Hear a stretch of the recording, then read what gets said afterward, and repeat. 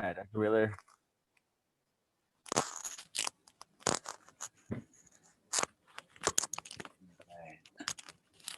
And okay, coming in thick and fast here. Hey, Eli.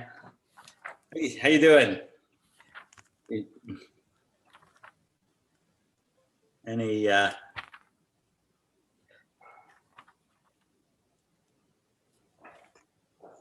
Hi, Guillermo. Lyle, hey. Hey, Dr. Wheeler. How you guys all doing? Good. Just Yeah. as good as I was an hour ago. Yeah, I was just gonna say, it's I'm slightly more fed, so doing a little Familiar. better, yeah. yeah. So you rush off and have a quick bite too. Yeah, that's what I did. So we, I think, hope have finished up through chapter 2 and are ready to start canonical quantization.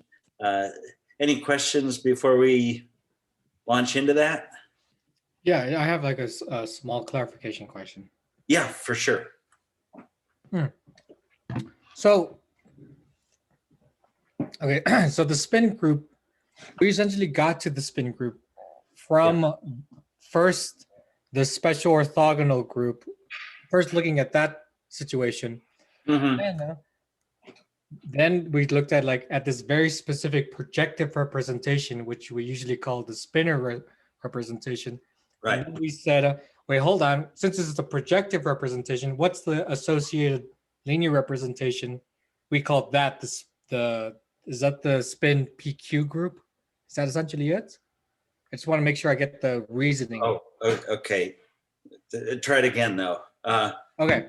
We started off the special orthogonal group. Right. We looked at that. Yeah. We talked about the linear representations.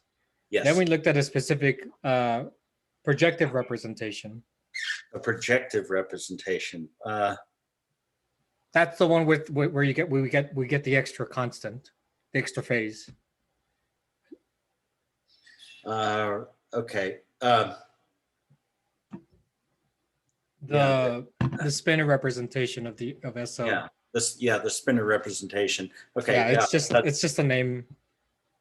Okay. Oh, what? What did you say? Okay. No. Well, that's why I'm asking. All right, buddy. All right. So okay. So the spinor. Then we looked at this specific representation that gave us the double covering of SO, but then asked the question. Well, hold on. What's the actual group associated? The actual linear associated with it, and is that the spin group then? Right. We have linear representations for both of them. For both SOPQ and for right, but the spinor representation of the SO group is not by definition a represent. It has to. It's a special kind of representation. A projective representation is what I understood the last time we were talking about this. Yeah, I probably didn't call it a projective representation, although no. I got that from Tori's class. Yeah, and he knows what to call these things. I'm sure that's right. But yeah, it's a quotient. Yeah, for sure. Actually, a quotient of spin PQ by basically mod 2. Yeah, for sure. You can get it that way. And, yeah. That is a sort of a projection. So yeah. Well, yeah, that's why I think that's why they call it a projective representation. Okay, fair enough. Yeah, there's a theorem that any two Lie groups with the same Lie algebra are related as quotients, something like this. If you take the covering group, which the spin group is, and take a quotient by any discrete subgroup, you get another Lie group with the same Lie algebra. So it can be a many to one correspondence between them that way. Yeah, Guillermo. Last question. Sure. Now, this is where I get lost. Where does the Clifford algebra come into any of this? Okay, the Clifford algebra is how you get to the spin representation. Okay. It, All right. it underlies. Yeah. That's enough. That's enough for me. Okay. Thank you. So you start with your basic gammas. I'm going to write this just because. So we have the basic Clifford algebra relationship. We find matrices that satisfy this, and then the generators are the commutators. It's the board is obscured. Yeah. Oh, there we are. Yeah, sorry. So you find a basis for the Clifford algebra of these gamma matrices. And there will be n of those in n dimensions, p plus q equal n. Then you take the commutators of those. These guys satisfy the same Lie algebra as generators of SOPQ. So these are your generators for spin PQ. We're double counting, so we put a half. We put real constants here like this. And that parameterized by these W's is that is spin PQ. Those are the elements of spin PQ. Good. Okay. Any other questions on spinners or Dirac equation? Any of that? We'll be seeing the Dirac equation again soon. But let's move on to canonical quantization. Now, did you guys do the Hamiltonian representation of field theory in the classical class? Yeah. Yes, no, maybe, maybe not. Okay. All right. So we'll talk about that. So basically,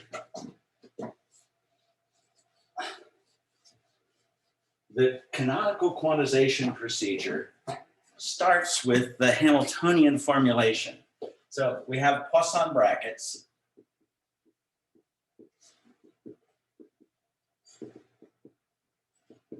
Of dynamical variables.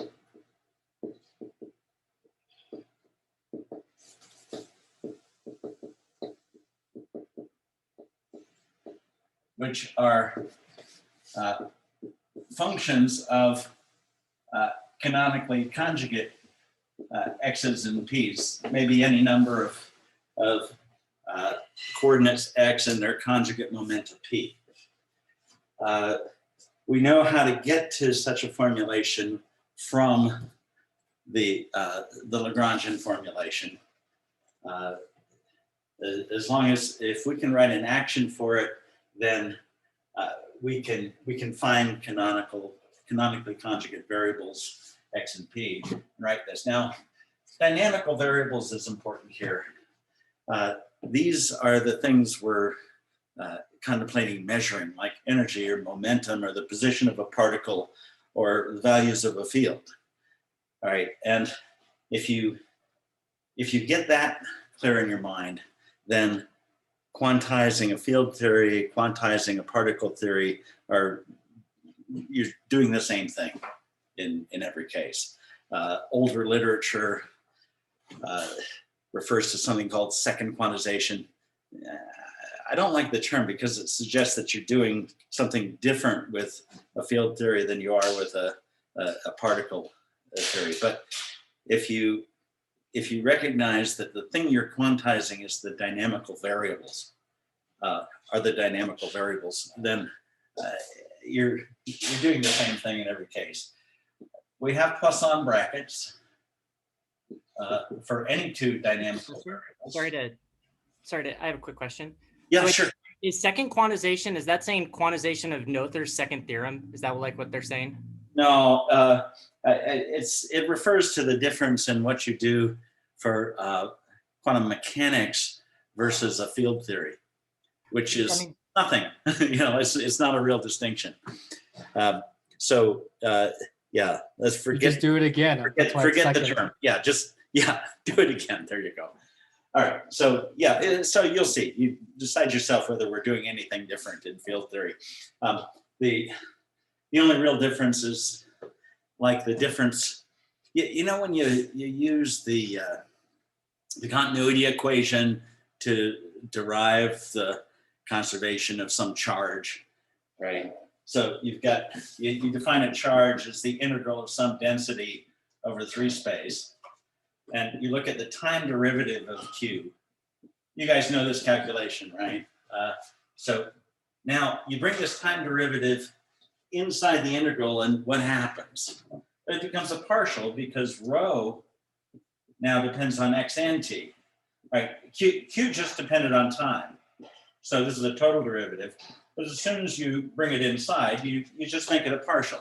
It's a change of notation to remind you that you're differentiating something with multiple variables, right? And you're allowed to just do it because, well, because that's the correct notation for a partial derivative. All right, just to finish up, you can write this as minus the divergence of J by the continuity equation. And then you use the divergence theorem to write that as the integral J dot n over the boundary of the original volume. So this is over some volume. All right, this I hope is familiar at this point. But the thing I want to stress is how a total derivative moves to a partial derivative. When we move to a field theory, ordinary derivatives are going to become functional derivatives. But it's the same kind of thing. If you realize that you're differentiating a functional, then you write a del. So del with respect to some function if you're differentiating a functional. Right? Now, it acts just like a partial derivative. You know, for the cases we're doing, you know, if you just do partial derivatives, you're going to get the right answer. But it's nice to know the right notation, be able to use it if you want to make things just so precise. Okay, so now that's an aside. We'll see this happening. You know, don't be alarmed by a change of notation. You're basically doing the same stuff, but you're finding how something changes when you change the function it depends on instead of the value it depends on. In Hamiltonian dynamics, you can find the time rate of change by looking at the Poisson bracket with the Hamiltonian. If your dynamical variable has explicit time dependence, you have to add that in. But basically, it's the Hamiltonian that's telling you how things evolve in time. Then we have special bracket relations for these canonically conjugate variables. They satisfy what are called fundamental Poisson brackets. So we have xi with xj is 0, xi with pj is a Kronecker, and pi with pj vanishes as well. We can summarize all of that as a single 2n-dimensional coordinate, xi comprising both x and p, and write this as the symplectic form, where the symplectic form is 0 on the diagonal and plus or minus the identity matrix on the off diagonal. So writing this is equivalent to writing all three of those. Writing all three of those is something that's a little easier to, more in tune with our intuitions about positions and coordinates and stuff.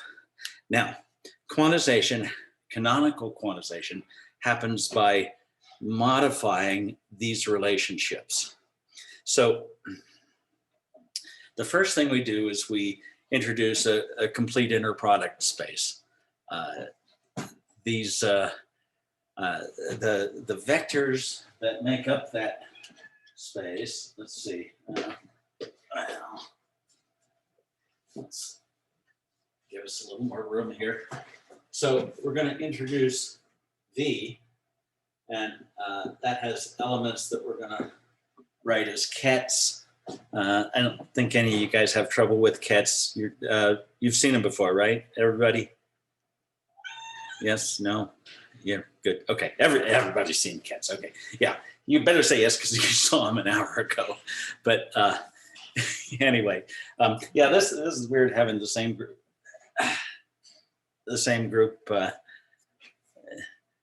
Two in a row, or a restricted set. We're restricting the bundle to the quotient manifold here. Let's see. Okay, so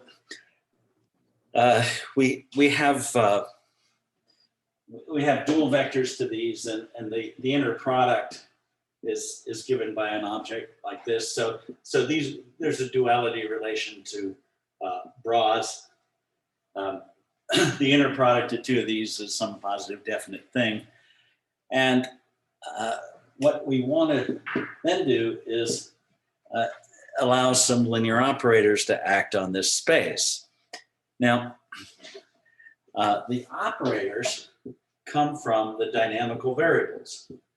So I'm going to make this explicit by writing x of t and p of t so that you don't confuse these with coordinates, right? You don't quantize coordinates, you quantize dynamical variables. So these are going to become operators. And I'm going to denote that with hats.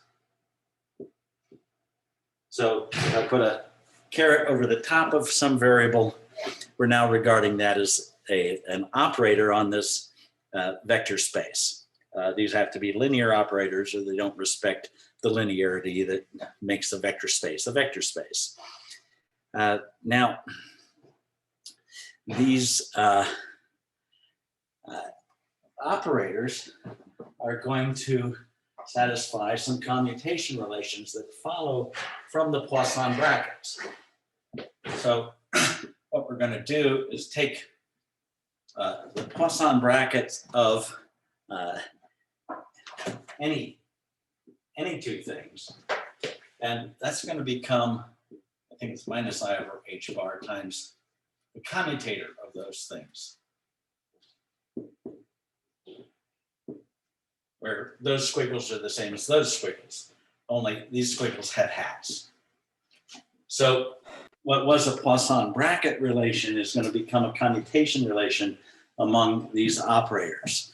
And you're not allowed to question this. These are just rules, right? So what we then do is we show that if we apply this to some familiar systems, I'm enjoying Lyle's comments here, sorry. So now, is this just a matter of switching between two representations for the same thing? No, these have some fundamental differences. So for example, if we have, over here, we might have the dot product of x with p. That's actually ambiguous over here, because this could be x operator, vector operator dot p vector operator, but it could also be any linear combination in another order, plus beta p dot x. And for different alpha and beta, okay, we need alpha squared plus beta squared to be 1. But other than that, there's an arbitrary free parameter here, but these are all different, right? If I write this as sine theta and cos theta, what this operator is depends on theta. So it's not a strictly one-to-one change of representation. There's a little more going on. Yeah, Guillermo, was that a question or a wave, or just tired fingers? A question. Yes, what you got? You restrict yourself to be able to get canonically conjugate variables to linear operators, and so that the canonical these variables are special because they hold Hamiltonian's equations to be true, right?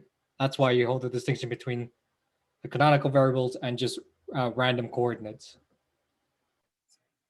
Yes, that's right. Yeah, the random coordinates don't satisfy anything, right? They're just labels for points.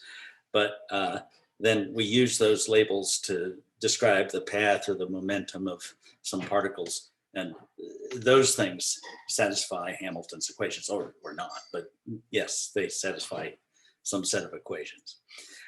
Okay, so yeah, I actually give you an exercise. Do it. Write this in terms of x dot p. Yeah. There's an exercise.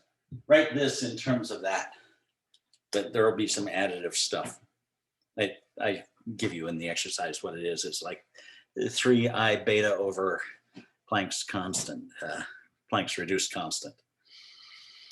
Okay, and suddenly we have quantized the system. You know, that's sort of all there is. The time dependence of the system follows from the Hamiltonian. So remember, we had the time evolution. Oh, there's one more thing I need to say, but this is going to go to the commutator of f hat with h hat. Once we know what those are, so the final step is that the operator form of any function of x's and p's is given by that function of the x's and p's. So insofar as you can, you just make the x's and p's operator. They satisfy fundamental commutation relations. And so, they satisfy fundamental Poisson brackets, which turn into fundamental commutator relationships for x and p, which are familiar and from which you can derive the uncertainty principle. But there's an ambiguity here, which we're going to resolve that later for basic field theories. With a thing called normal ordering, we'll see that this leads, this ambiguity of operator ordering leads to infinite energies.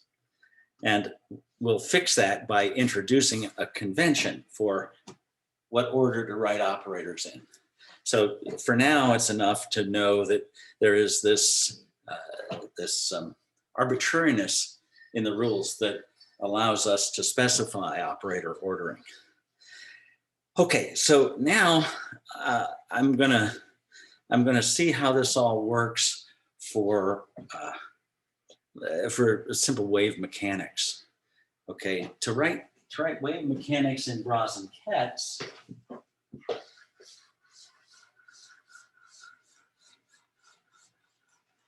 we just go to a coordinate basis. So this is a vector independently of basis.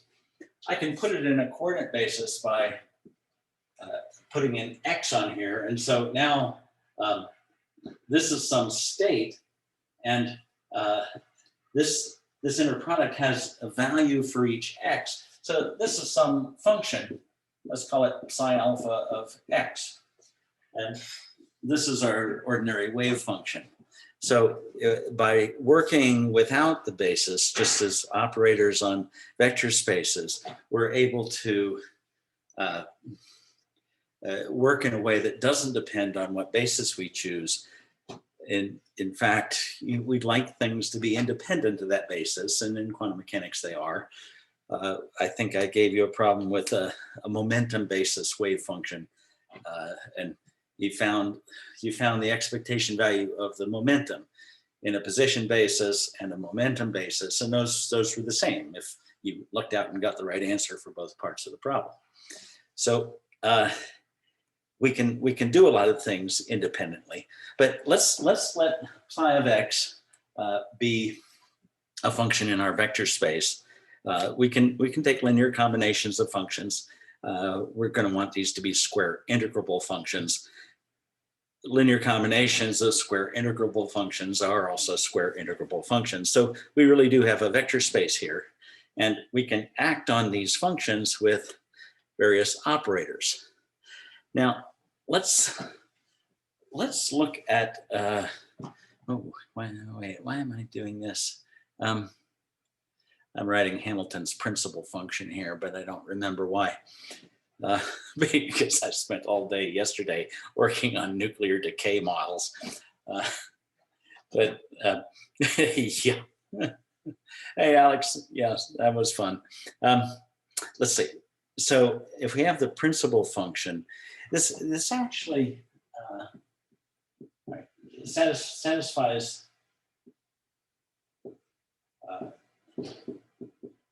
some simple relationships when we look at the Hamiltonian and the momentum partial of the principal function with respect to time. I'm probably writing these because these are so reminiscent of the form of the operators that we end up with.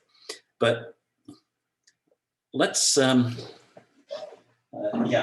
see that form for these operators emerges. Let's define the action of our, right? So these guys are our vector space. These are elements. I'm beginning to see why mathematicians write their element signs backwards. But the action of X on a state psi, or let's say alpha, and we look at this in a coordinate basis. You know, this is how this actually works, and I might as well show you. This is observable, so it's Hermitian, so I can let it act either way in this inner product. You know, acting this way, you're really working with the adjoint. But the X operator acting on an X kit is just going to pull out X. It's just going to pull out the eigenvalues of the position operator. And what we're going to be left with then is X on alpha. And so we might write that as X hat acting on state psi is just multiplying that state by the coordinate X. A very simple operation. Turns out we can choose that because the Poisson bracket of xi with xj is 0. That's going to apply by our canonical quantization rules that x hat j has to commute, right? The commutator has to be 0. Well, to establish that, just let these act on an arbitrary state psi, and this is just going to be xi xj minus xj xi in this basis, and that is in fact 0. So this choice for the position operator is a consistent choice with the Poisson brackets. The thing we have to do now for momentum is satisfy the other two commutation relations. And that's non-trivial because it's got to do something non-trivial with X. We know that the Poisson bracket of... Hey, Dr. Wheeler, I have a question. Yes. In the bit that you just wrote down, yeah, it looks like you wrote the commutator, but you used the Poisson brackets on the left. Am I? Oh, that's an error though. Oh. This goes to the commutator. I meant to write the commutator in here. Yeah, okay. You know, ij with a minus I over h bar, which cancels because it's 0. So yeah, I skipped a step. Well spotted. Okay, so all right, this has to be a Kronecker. So minus I h bar, when we apply the rule, x hat with p hat, or let me just use components here. Ij hat has to still give a Kronecker with the minus I over h bar here. If I bring this to the other side, I have I h bar Kronecker is xi hat with pj hat, like this. So we have to satisfy that. Now, we can let this all act on an arbitrary state to see what happens. So imagine there's a state here, and we're supposed to get the state out on both sides. Let both sides operate on a state, should be consistent. Well, we know that this commutator is x hat pj hat on psi minus, all right, pj hat acting on, all right, this x is just going to pull out an xi psi. So this p is going to act on the product here. And it's when p acts on x that we're going to get the IH bar Kronecker. You can, well, you know perfectly well what it actually is, and you can see that that's going to work. I'm going to let p hat be proportional to a derivative, ddxi. And when it hits that extra x here, so p acting on psi, I got a p acting on psi here, those will cancel, but when p hits this x, this p hits that x, I'm going to get a Kronecker. So this is going to have to be IH bar or something like that. So let's just use the commutation relation to determine lambda. So what we need is x I hat times lambda d psi d xi minus lambda d dxj of xi psi. We're going to require this to be IH bar delta ij psi. And what is it equal to? Well, this one is just going to be xi d psi dx I. No, this was a j, sorry. J. Oh. Minus, okay, we get two terms here. We get minus lambda Kronecker ij, that looks good, times psi, minus lambda xi d psi d xj, and that looks good. So what we need is lambda to be equal to what? Minus IH bar. And that tells us that it's consistent to take p hat to be minus IH bar times the partial with respect to the coordinate x. And since we know that partial derivatives commute, the third commutation relation is also satisfied. P hat commutes with p hat. So any question on that? So we've got the usual form of the momentum operator following from Dirac's canonical quantization rules. That's the cool thing that's happened here. You knew that this was the form of P, right? You've probably seen that before. But we actually now have derived it by canonical quantization. And we can get other stuff here too. So, Professor, yes. do we know we can expand in terms of partials because it's in the dual space? Is that part of this construction that P's an element of the dual? Yeah, that there's the X and P spaces are Fourier transforms of one another, and yeah, so the dual of multiplication by X is differentiation by X. So yeah, that's that works the way the XP duality works with wave functions. So yeah. Now, let's see. Oh yeah, I sort of like this analogy between Hamilton's principal function.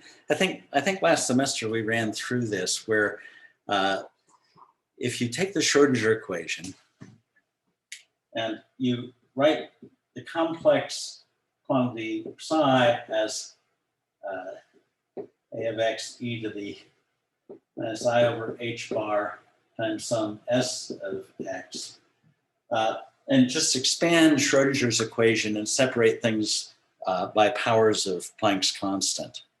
What you find is in the limit as Planck's constant go to 0, Schrodinger's equation turns into the Hamilton-Jacobi equation. And that's kind of a cool thing because it's more or less the closest place that that quantum mechanics and classical mechanics actually, they almost touch. So if we've got say our Hamiltonian is given by p squared over 2m plus some potential, then the Hamilton-Jacobi equation, we're going to write p as, well, let's see, how do we write it?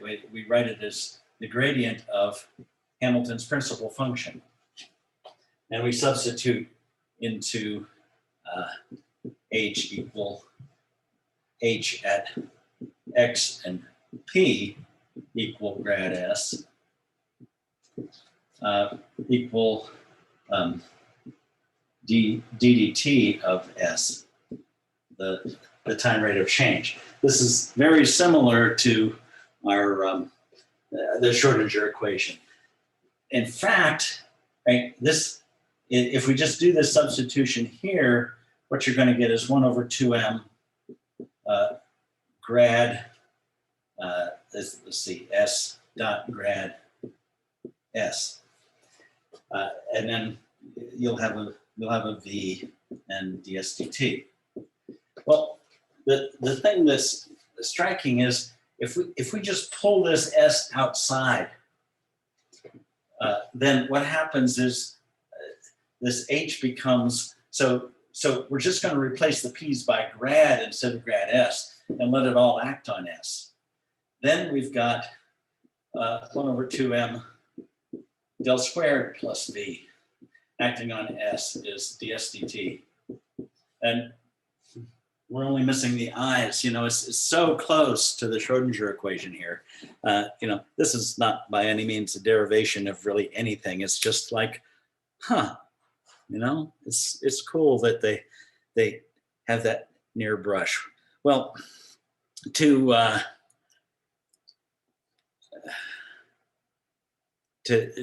give a concrete example of all this, and it's a well-chosen concrete example, the simple harmonic oscillator. You guys have seen this. You've found all that tower of states, right?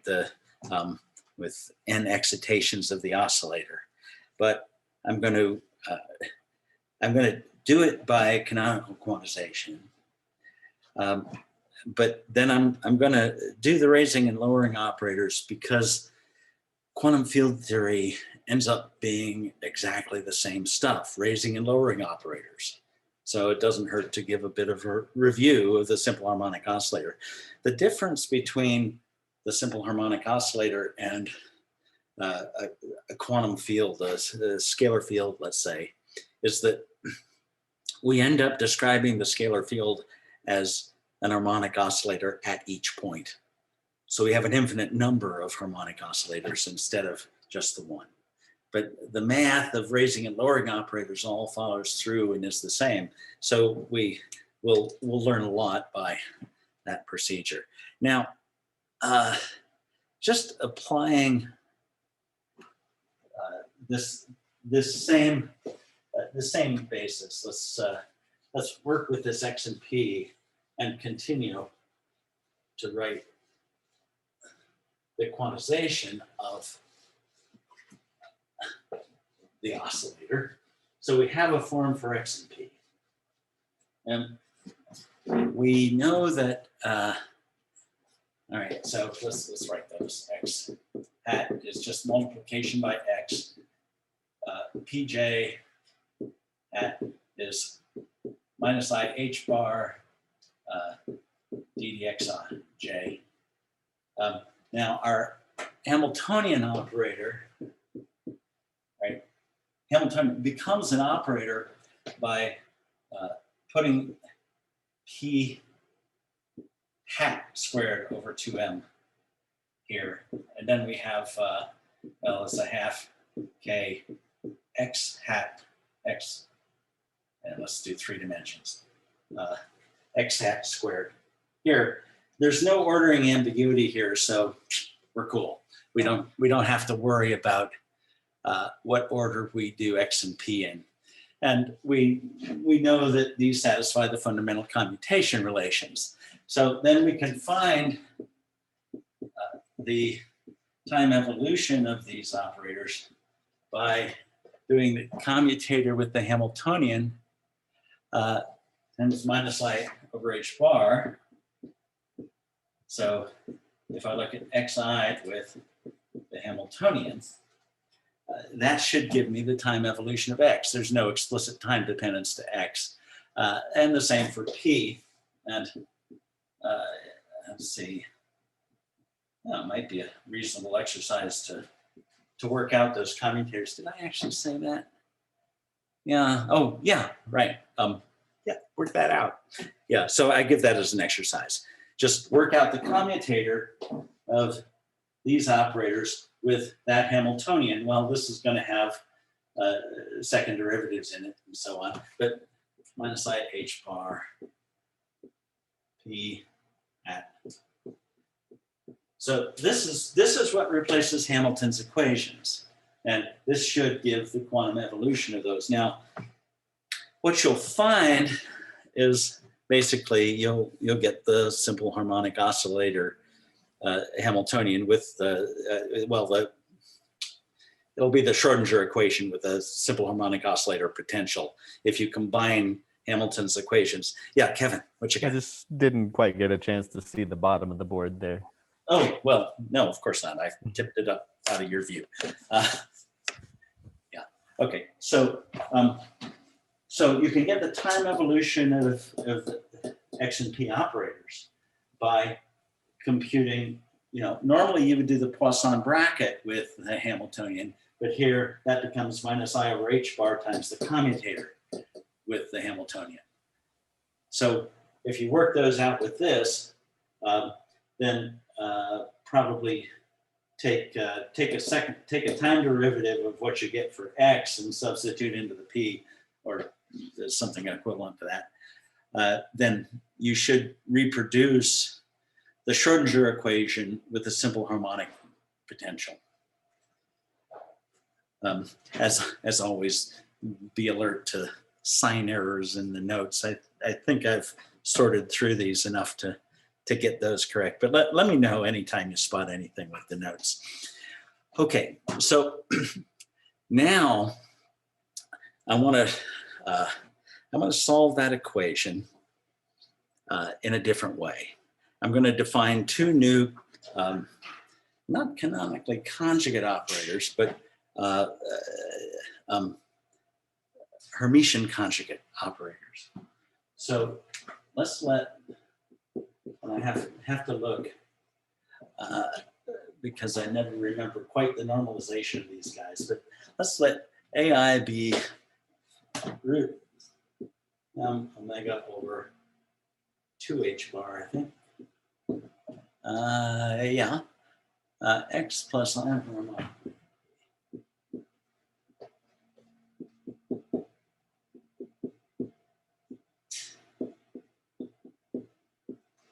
like that. And then AI dagger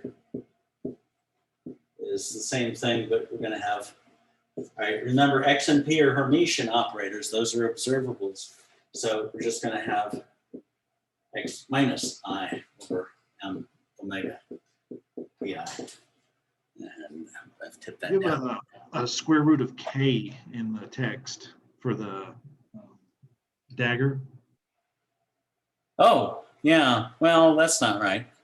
Oh, that's left over from some previous. This is right. Thank you. Yeah, I gotta get after that. And then here, omega, of course, is root k over m, which we know will be the final frequency of things. So now I have another exercise where you compute the commutator of these guys. All right. Well, okay, straightforward. You know how to do that. You know the form of the operators, so you're just going to be taking.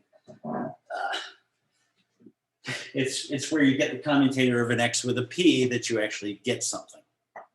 And the normalization here is chosen so that this is going to cleverly work out.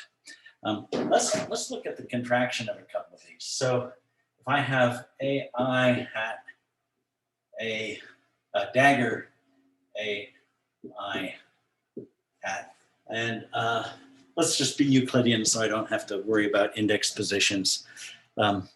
Professor, Well- sorry, I have a quick question. I'm sorry. Yeah, Alex. Maybe you said this, but when you lower the index on X over here, is this saying it's a dual operator then? What? Yeah.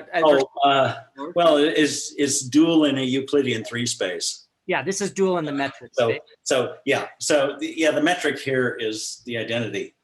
So up and down indices are the same thing. Yeah, I okay. should probably do this correctly here. But yeah, that's the Euclidean dot product. okay, yeah. Strictly, it's this and curved, but then it's okay. Yeah. Okay, I'm with you. Okay. Yeah. So now we just write this all out. So we're going to get m omega over 2 h bar, and then which one's first? We have x minus I over m omega p hat.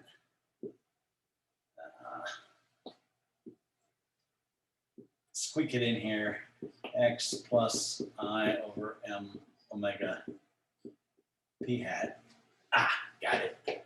Okay, so what happens? M omega over 2h bar. And let's see what happens. We have an x squared. And the p squared minus I times I gives us a plus. So we're going to have a 1 over m squared omega squared p hat I p hat I. And then we have a commutator. If I pull out I over m omega, so this term gives an xp, then we're subtracting a px. So I can write this as just the commutator of x I hat with p I hat. And close print. So what is this? Be a little bit careful.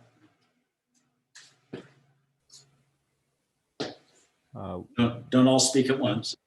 Is that the Kronecker delta with Yes. the constant in front? But we're summing. It's the trace of the Kronecker delta, right? So yes, this is I H bar Kronecker I. What's Kronecker I? N or 4? I was thinking 3, but you're absolutely right. Depends what dimension we're in. I'm thinking just 3-dimensional Euclidean space here. Right, that makes more This sense. is a simple model. So the trace of that is, yes, 3. So what do we get?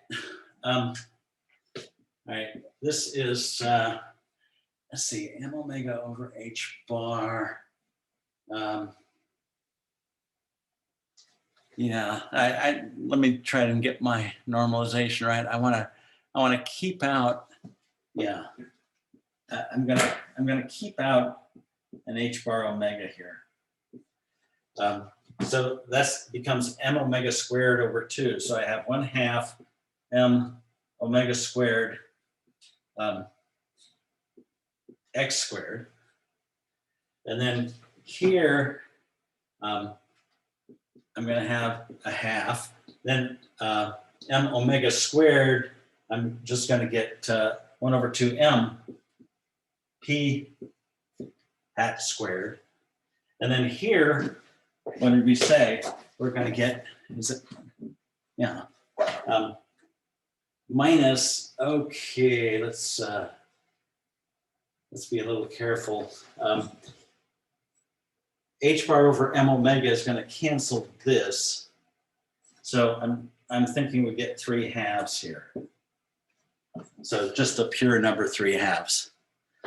Does everybody see it?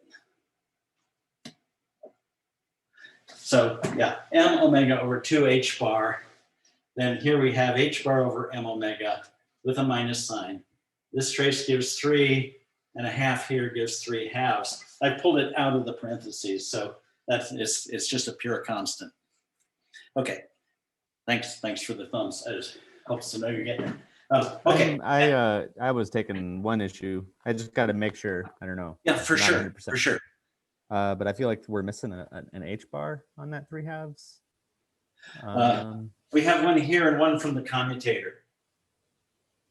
So those guys. Yeah, I found it. So yeah, we get 3i H bar here.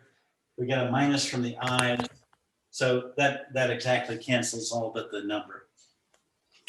And then we recognize this is the Hamiltonian. So what we're getting is 1 over H bar omega times the Hamiltonian operator minus 3/2 equals a hat dagger dot a hat. Like that. Yeah, it took me, several minutes to figure out what the right normalization here is. So it worked out nice. Okay, this is nice because it lets us write the Hamiltonian. No, let's not get rid of these quite yet. Dagger. It lets us write the Hamiltonian in terms of the A and A dagger. So we have H bar omega A hat dagger dot A hat plus 3/2. All right, so that's a nice thing. And A dagger, as you'll show doing the exercises, have nice commutation relations. AI dagger with a J, let's say. What is that? Let me yeah, that's, well, let me put the dagger over here and then it's just delta, like that. So these things have unit commutator for any two in the same direction. For some reason, I ended up doing the 3-dimensional harmonic oscillator, but why not? It's not particularly different than 1 dimension. So now, what we do with this is to start acting on states. This thing, the expectation value in any state for this form of the Hamiltonian is positive definite. So if I take any state at all here and look at the expectation value of H in that state, then that's going to be, well, we'll have an H bar omega, and then we have a dagger here and A there, both acting on beta, plus the 3/2. Now,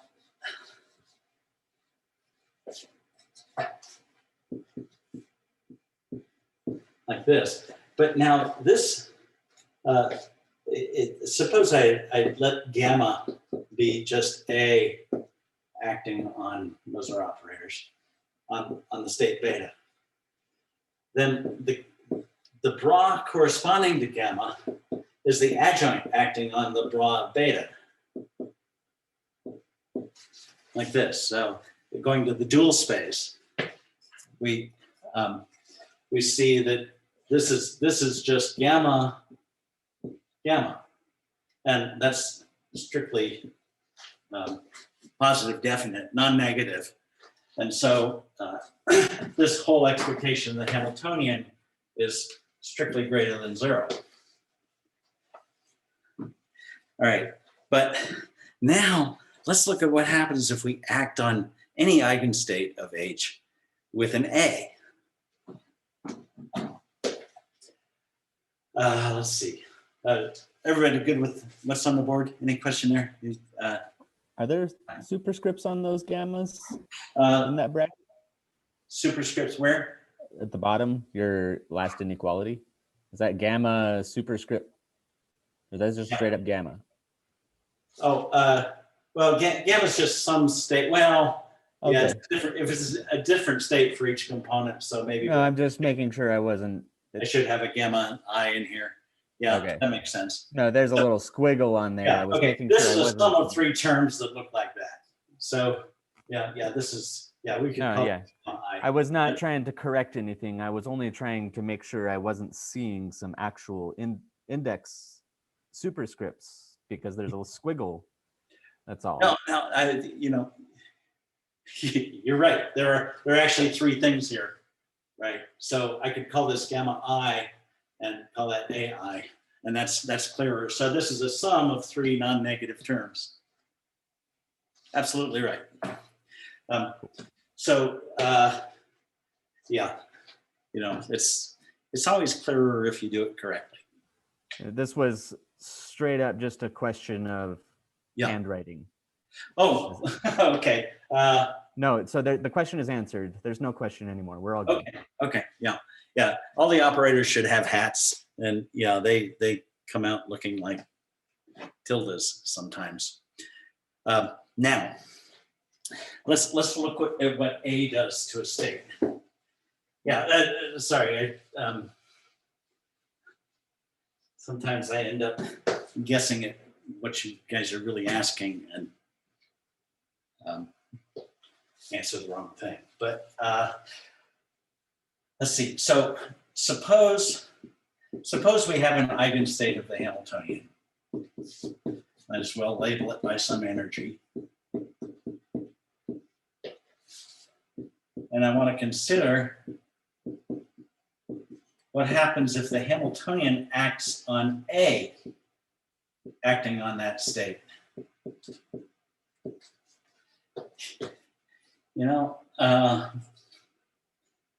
Let's see.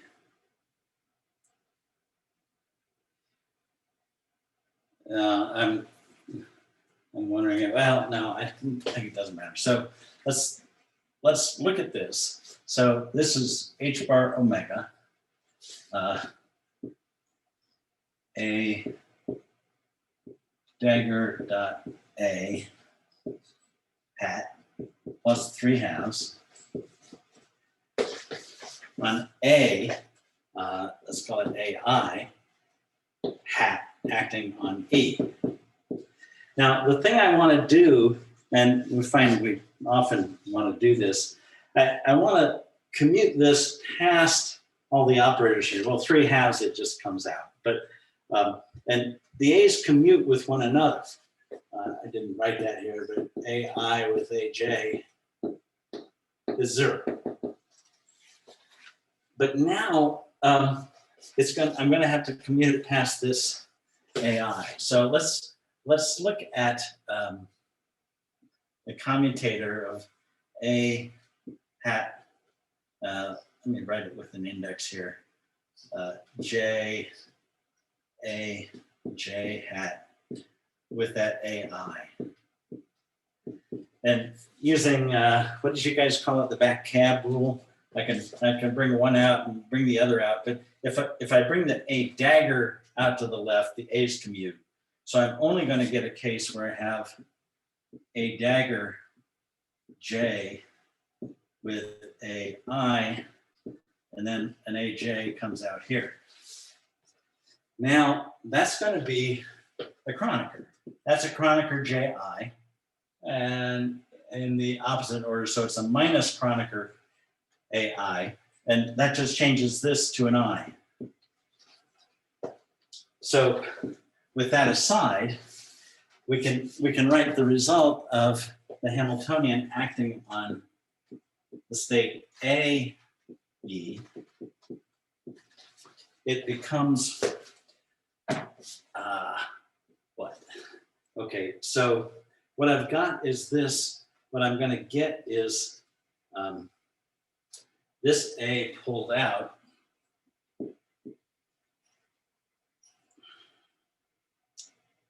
Let's see.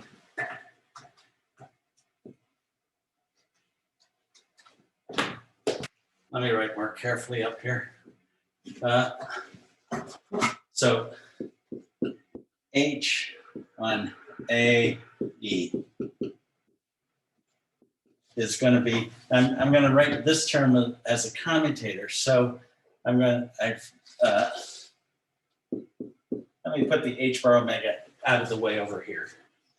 Then I'm going to write this product of three things as the commutator, a J dagger, a J hat with a I hat,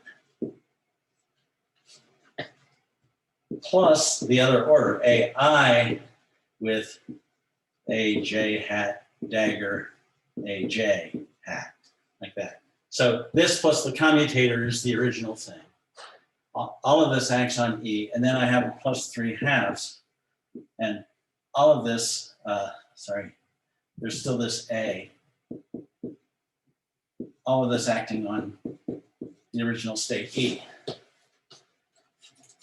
Okay.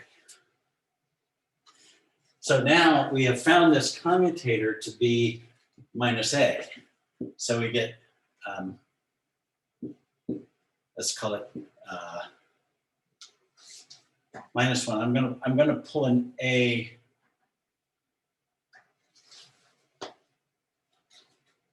Oh, no, sorry.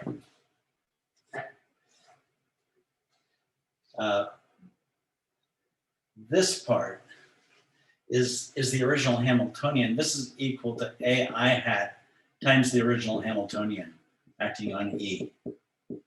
So these last three terms are going to return E here times this leftover A. So the first term is going to be a minus AI acting on E. That's this commutator acting on the state. And then here we get E times AI acting on the original state. Let's just get rid of this.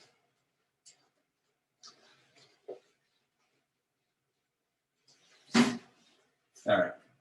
So what we get is E minus 1. This is actually E over H bar omega because I've divided it out here. On the state AI E. Okay, so finally, H acting on this combined state, this different state, is going to be E minus H bar omega times that state. So we've produced another eigenstate. So A acting on an energy eigenstate is another energy eigenstate.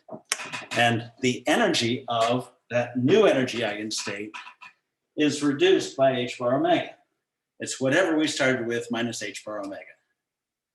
And now we can do this n times or k times or something. So if I act with the Hamiltonian on, let's just take a product of a bunch of these k times acting on that original state, I'm going to get E minus k H bar omega times the original state. And I can make k as large as I like, so I can make this eigenvalue as small as I like. And the problem with that is we just showed that the eigenvalues of the Hamiltonian have to be positive definite. It can't go negative. So what has to happen eventually, there has to be some state where when I act with one more A hat, I get 0. So I claim from this that there exists a state, I'm going to call it 0, such that AI hat acting on that state equals 0.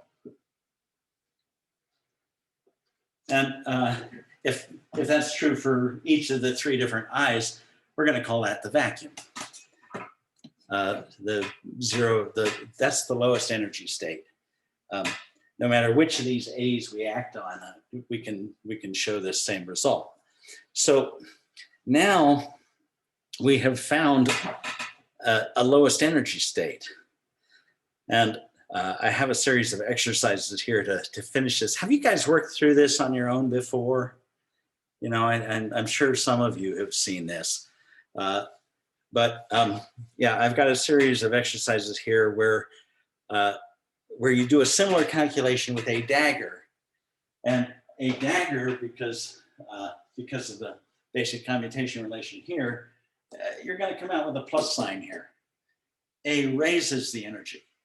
So then the technique to find the whole space of states is to start with this zero state. It's annihilated by all the A's, the lowering operators, or annihilation operators in field theory.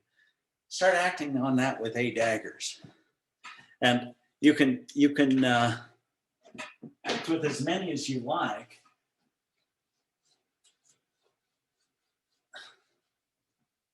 To produce states like, all right, A1 to the N1, A2. These guys all commute with one another. The N2, A3 dagger to the N3, acting on the zero state. And now you want some normalization, and this will depend on N1, N2, and N3. But this is a particle state that has N1 particles in one direction, N2 in another, and we might as well label it by those eigenvalues, where the energy of this state is going to be h bar omega times, okay, so we act with the energy operator, and we're going to be pulling out these n's, so we'll have an n1 plus n2 plus n3 plus our 3 halves. That 3 halves is like a vacuum energy, or typically for the harmonic oscillator, people think of that that ground state energy as, you know, ground state fluctuations that you can't, if you know where it is, you can't give it zero momentum, and so it's always got some lowest energy. However, that is an unfortunate quantity in field theory because we have an infinite number of oscillators, and so the energy of the vacuum becomes infinite. And we introduce normal ordering to remove that infinity from the problem. There are a number of infinities that come up in quantum field theory, and there are happily in something like QED, there are a finite number of them. And so with a finite number of tricks, we can get rid of them and make finite predictions. So a bunch of little exercises there, just working with these raising and lowering operators. I don't think that you'll find any of that terribly taxing. It's just get you to play with the A's and A daggers a little bit. Are there any questions on the simple harmonic oscillator? You guys are good with it. Okay. Yeah, I got one. Yeah, okay. Good. Alex, what you got? And then is this where like the Fock space representation comes in, where we start saying like treat this N1, N2, and N3 as like a total state? Like I guess you'd start indexing by the sum of them and then permute all their positions. Is this? Okay, so yeah, a Fock space is the space that contains all of the possible states, right? So yeah, what you want is some sort of direct product of all possible combinations of n here. Because we want to So write. you have a triply countable basis for all your states. And then, so in our alpha operator, we want it to be like one creation and annihilation operator on the Fock space. Is this right? So you'd be like creating a set number of oscillations in each subspace. Is that, I'm just like, so you want to try to do this. Yeah, that's what this state is, right? This is, we've got an X, Y, and Z direction. So our oscillator can go in any of three mutually perpendicular directions. And this tells us how many quanta of energy we've put into each of those modes. And we could also count, and maybe this is, I guess just because I wikied it real quick, this is like second quantization, because I didn't realize Fox space. Competing. But I didn't realize, Okay. So, I didn't realize Fox space was the same thing as second quantization. That's just where it's jumping in. But like we could also count it by how many the total number of frequency vibrations that we add to the total system, right? We have three, and we could count how many we add to each subspace, or we could divide the system into how much total frequency we've added. Yeah, right? and the total, okay, so the total energy is here, and notice that that energy level is degenerate, right? If we calculate it that way, because there are lots of choices of each of these three numbers that give the same sum. So if we use that basis, it's a degenerate basis. Yeah, you could do this in spherical coordinates and define it with angular momentum states, and you'd see degeneracy there too. That's kind of that's a horribly messy problem. But it's yeah, kind of looking like Fox space and second quantization are terms that have just never come up in my work. Sure. I don't find a need for those ideas particularly. Fox space, okay, yeah, it's nice to define the arena for the whole thing. And that's basically what Fox space is doing. Yeah, I'm thinking of it in terms of Jordan normal form, where you start taking blocks where, we've added 10 total momentum to 4 possible states. So on the diagonal, it's all 10 divided by 4, 5/2 or whatever. And then you could also have 3 states and divide 10 into that too. So you see how it would be like a block of 1 and then 2 and then 3. You see you have like Jordan block matrices down the diagonal. That's kind of how I was trying to visualize Fox space, then an operator over. Yeah, let's see. So, well, yeah, it depends. What that looks like depends on your basis, right? But if you lump these together by the total energy, then you would end up writing some blocks. Yeah, that's right. Kind of what we did in StatMech, and that's kind of just okay. Yeah. Okay, so well, let's see, we're almost out of time, but in going to field theory, everything still works. Okay, so let's go to space-time. A zero index on a coordinate is going to be 1 over c, or c times dt, or c times t will be x0. Let me see. The D'Alembert, you guys know the D'Alembert boxes, beta alpha beta, d alpha d beta, like this. And if we choose the time positive convention for the metric, then the 0, 0 is going to give 1 over c squared, d squared, dt squared. And then minus on the space, we end up with the Laplacian here, the Laplace operator. Now, let's write a simple wave equation. And let's see. So yeah, if we're interested in getting like box phi equals 0, so a massless Klein-Gordon field, then we can write an action conveniently taken to be a half d alpha phi d4x. And Hey, Dr. Wheeler, I'm sorry to interrupt. I know you're trying to rush here. No, that's okay. Really quick, but yeah, we'll pick up on this next time. That's right. What you got?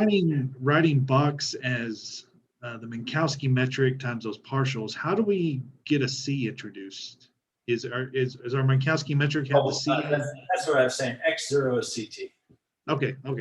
So yeah, these run 0, 1, 2, 3. Yeah, I missed that. Sorry.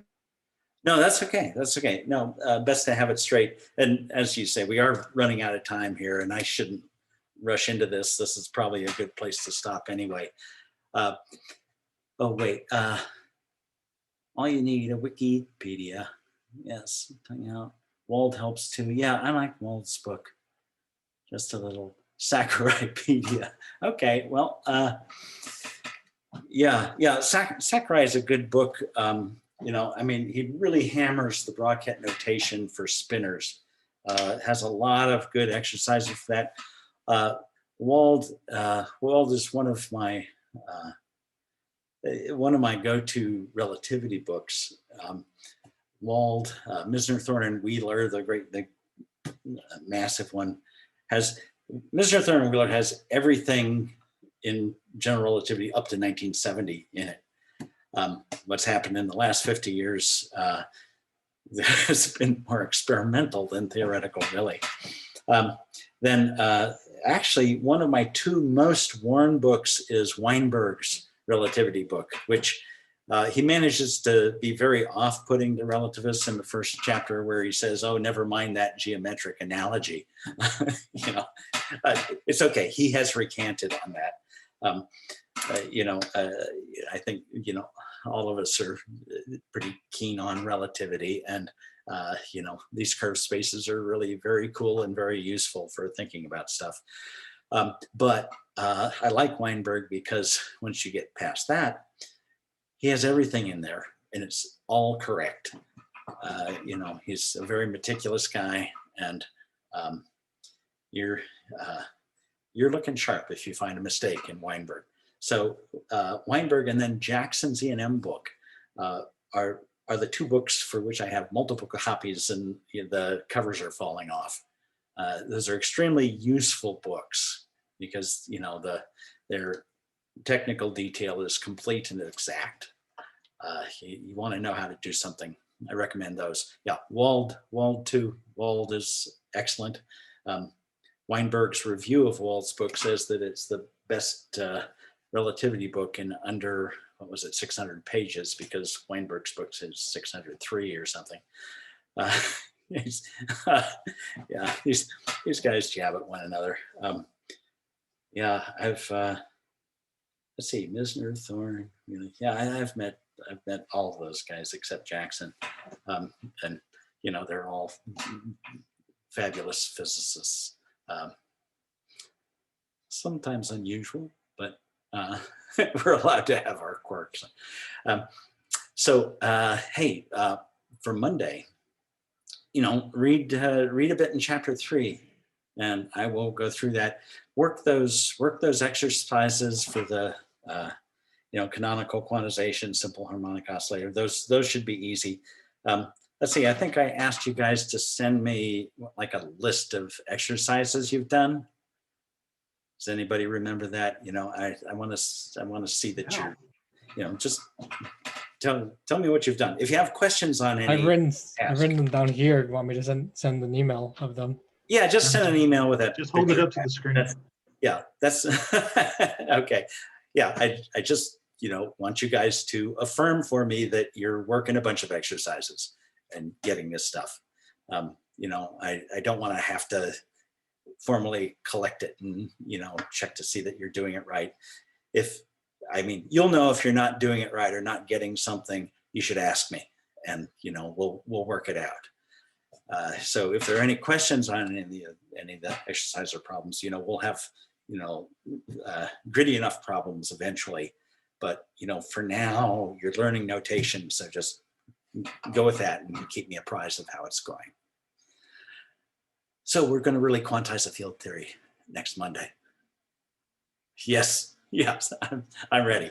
Yeah, it takes a bit of preliminaries, but, you know, we'll get there. And now we're just going to go through and quantize the various free fields that come up, the scalar, complex scalar, spinor, Dirac fields, and electromagnetic fields.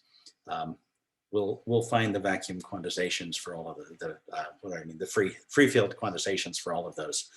Then the path integral trick is the way we deal with interactions. When those fields start interacting with one another, it becomes a very complicated problem for which there are various techniques for getting numbers out. So good to see y'all. You know, stick around and ask questions if you like. I can hang out for a while. But yeah, Kevin, Eli, see ya. Cool. Lyle, see ya, Guillermo. Yep. I have a couple. Still here, good. Yeah. Wicked. Yeah. Oh, Questions, comments? cool. Yeah, I guess I have a few about the quantization scheme. I guess kind of I'm just starting to see some picture, I guess. Okay. Okay, so classically, the way that we introduce the Hamiltonian is through phase space, right? Or the symplectic form it basically is defined on phase space, right? Yeah, that's right. Because we make our vector in Yeah. 2n space. So I'm kind of wondering, I guess I'm starting to see, especially, so P isn't in the dual space in the phase space picture. It's like P is another coordinate, and then we're finding that it has the bracket on it, right? So it has a flow equation that we're finding. Yeah, the Hamiltonian gives a flow. Yeah. And it's a flow with respect to the Hamiltonian of sorts, right? Yeah, that's right. That's right. So and then I guess so on the quantization, are we promoting P to the dual of X with respect to H? Are we like, because we have like this canonical duality that's coming up. Yeah. But now we're letting it be any type of, like, instead of making them orthogonal, phase space we view as orthogonal, we can have them be any relationship, just that one is the dual space. One is the dual space that's canonical. Yeah, you can, let's see, I should think a minute about, I mean, it certainly is dual in some sense, right? The term that's usually used is canonically conjugate. Yeah, I think dual I'm using with just only because I don't, dual with respect to canonically conjugate. Yeah, it's, you usually write, right, the way they emerge from an action is the coordinate is contravariant, the momentum is covariant because it comes as a partial derivative of the Lagrangian. Yeah.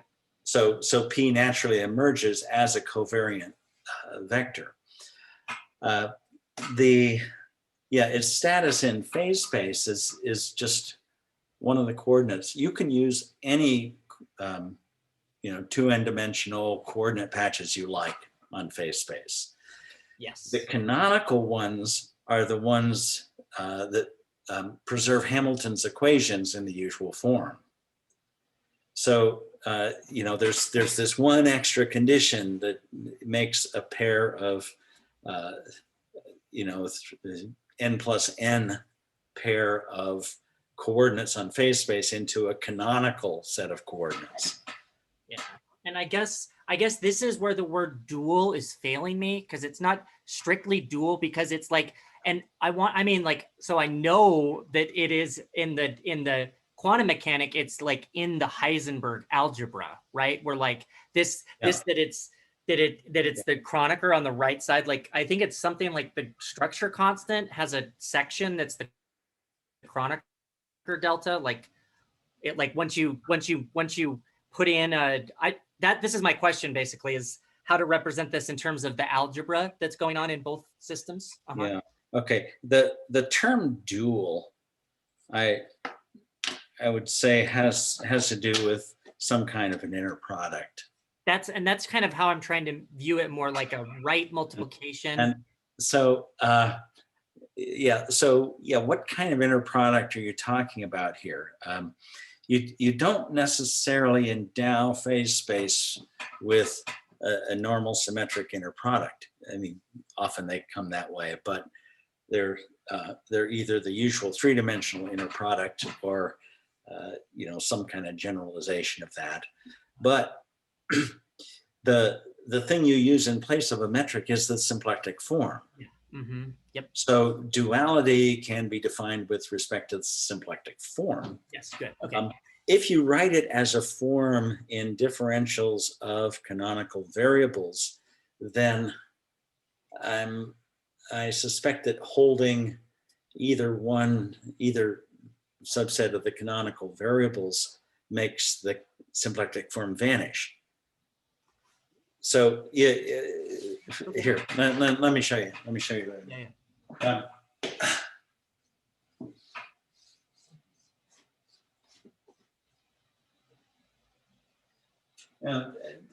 duality may or may not be a useful idea. Yeah, yeah, and I'm trying to say like you have a bilinear form, and then it's like the image in the other space, or like the pre-image of the other space. Yeah, I'm trying to use it in this context, but my words are failing me. Yeah, because duality is the wrong word. So give or take a sign, it's plus or minus this. This is the inverse symplectic form. So if I write this thing as a 2 form, let's see, this is going to give so indices down, this minus sign is going to be over here. Then I'm going to get so this is going to give,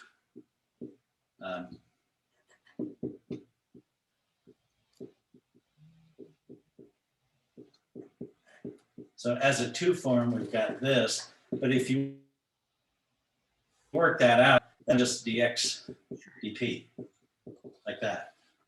Because they're both the anti off. The minus sign just gives you 2 and it cancels the half. Yep, totally. So you only get different ones. If you have x's first and p's second, you're gonna get something like this. Indices down is minus this. Okay, so if I hold p constant, you can see this is 0, so omega is 0. A choice of half your coordinates constant, if that makes the symplectic form 0, it's called a Lagrangian submanifold. All right, and if holding the p's constant puts me on a submanifold spanned by the x's. And so if these are canonically conjugate variables, then holding one or the other set constant puts me on a Lagrangian submanifold. And that's what I can regard as position space or momentum space. The generalization of those is Lagrangian submanifolds. So I'm really allowed to use any coordinates I like. If I get canonically conjugate coordinates, they lead me to a space I can justify calling position space, and a conjugate space called the momentum space. And I'm thinking that there will be some sense in which those are orthogonal, but you've got to tell me what your overarching metric is before I can assess orthogonality. Now, I've got to throw in biconformal space does have a metric, and it's this with a plus sign here. That's a conformally invariant metric on a phase space. There is a symplectic form and a metric, actually a couple candidate metrics on a biconformal space. And so there we can ask about orthogonality of submanifolds. And in fact, because it's signature 0, we can make those have any signature we like. So we've talked about those a little bit before. Yeah. Okay, good. Yeah. Can you walk me just one quick time through this sub? I kind of see this submanifold idea, but not quite. Can you just show me one more time? Basically, what you said. One more. Yeah, can you just go through it once more? So this, let's see. So this makes sense about it being 0 when you fix the p coordinate, and I kind of get that that's saying that then then it fixes the other x's, so that is that the idea of a submanifold? All right. Here, these are coordinates, not dynamical variables. So I can ask for all the 1 forms like this. Right? These live on some subspace.